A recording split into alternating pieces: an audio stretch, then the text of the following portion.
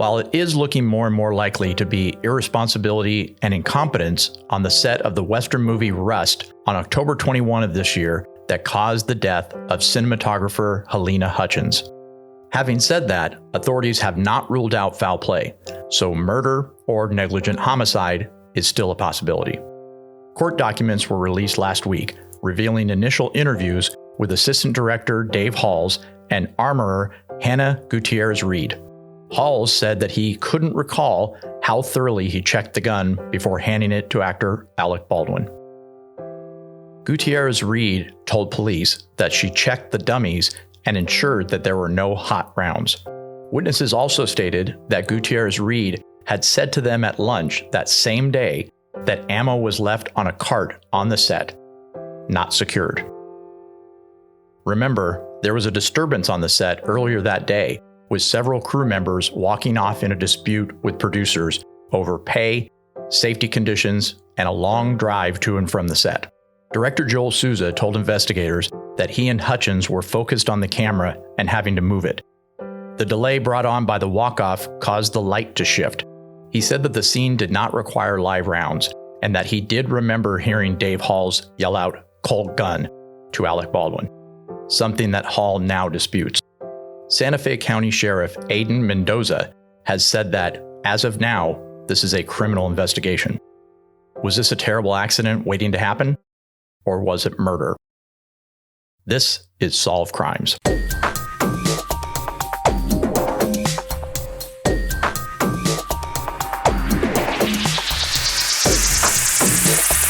It has now been confirmed by Santa Fe County Sheriff Adan Mendoza that it was a live bullet that entered into Hutchins' chest, through her, and lodged in the clavicle of Director Joel Souza.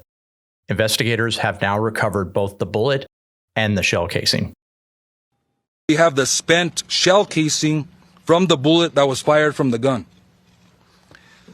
The actual lead projectile that was fired has been recovered from the shoulder of Mr. Souza. The facts are clear. A weapon was handed to Mr. Baldwin. The weapon is functional and fired a live round, killing Ms. Hutchins and injuring Mr. Souza. I'd be careful using the word accident, Sheriff Mendoza said. This is obviously a tragedy, and it was avoidable. So right now, it's a criminal investigation. As expected, more people within the Hollywood community have spoken out about this. It is very interesting to hear the perspective from production crew and actors alike. Veteran actor Jeffrey Wright, who was on set filming HBO's Westworld at the time of the shooting on Rust, said, "I don't recall ever being handed a weapon that was not cleared in front of me, meaning chamber open, barrel shown to me, light flashed inside the barrel to make sure that it's cleared. Clearly, that was a mismanaged set." Serge Svetnoy was the chief electrician on set at the time of the shooting. He was close with Halyna, and the two had worked together on several films. In an emotional Facebook post, he blamed the Rust producers for negligence and unprofessionalism among those handling the weapons on set. He said producers of the film had hired an inexperienced armorer, referring, of course, to 24-year-old Hannah Gutierrez-Reed. Experienced camera operator Reed Russell was working on the Rust set the day of the incident. He told detectives that Alec Baldwin was very careful when it came to the use of prop firearms on the set. Russell also recalls hearing Dave Halls state "cold gun" when handing the prop gun to Baldwin. Again, something that Halls disputes. Russell also recalled an instance on the Rust set where Baldwin made sure a child actor was not near him when a prop gun was being discharged.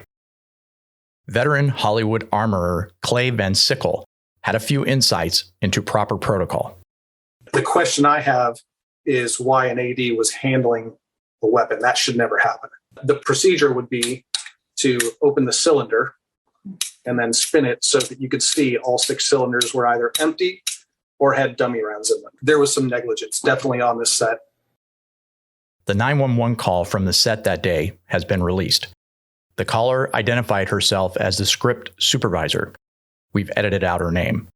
We've also shortened these clips to just what is relevant. Santa Fe Fire and EMS, what's the location of the emergency? Bonanza Creek Ranch has had 2 people accidentally shot on a movie set by a prop gun. We need help immediately. Okay. Bonanza Creek Ranch. Come on. Stay on the phone with me. We're going to get some help, okay? So was it loaded with a real bullet or one? I cannot tell you that. Okay. In this short clip, the caller is speaking to someone near her. He's supposed to check the gun. He's responsible for what happened.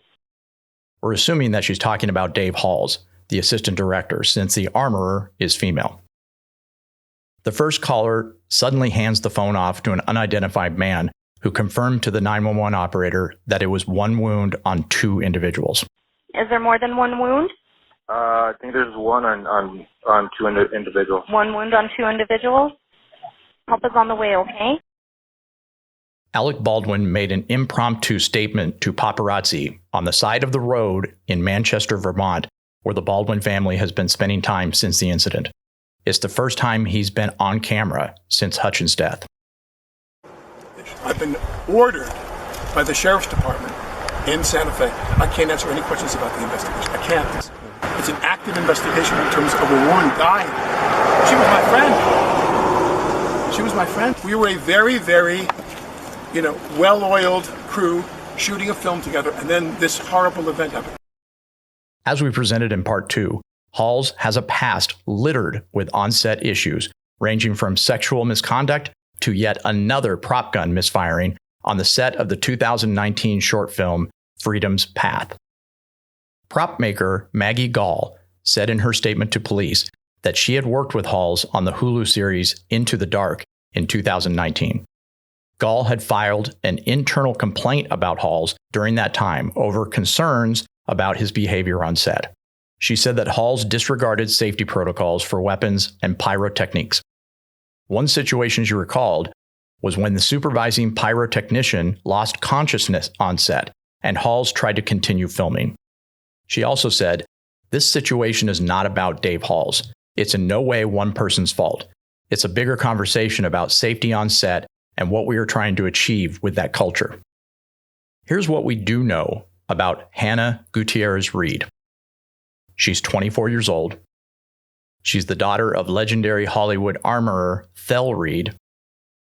She was actually hired for 2 positions on the Rust set, armorer and assistant prop master, 2 positions that should never be assigned to one person. Rust is only her second film where she was the armorer in charge of weapons on set. Just a few months ago, on her first film, a Nicolas Cage Western called The Old Way, which shot in Montana, Cage stormed off the set when she fired off a gun without warning. Cage allegedly ripped into her, saying, "Make an announcement, you just blew my fucking eardrums off." It was her first movie being in charge of weapons.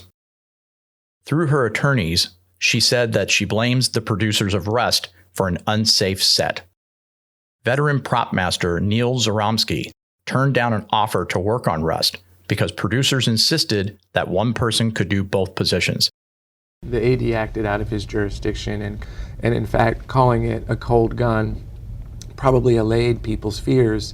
It made them feel better about something which really should have been properly handed off by the proper technician to the right person. There is a lot of culpability, and I think what this is a big call for us to look at ourselves, to dig deep, and to figure out what really did happen here.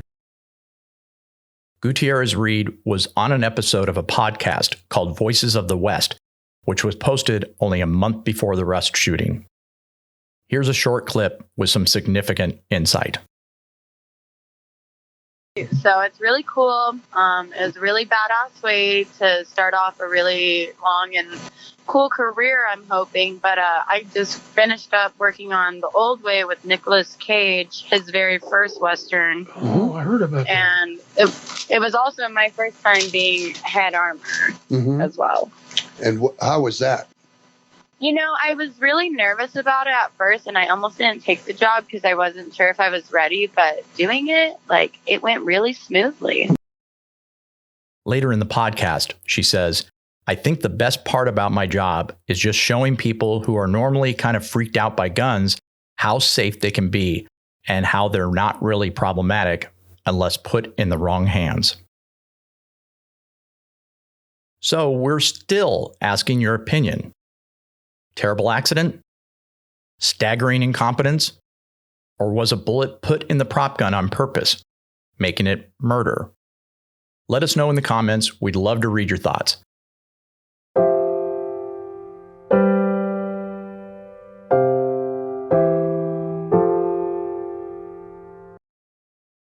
Please like, share, and especially subscribe to the Solve Crimes channel for more on this case and more true crime content.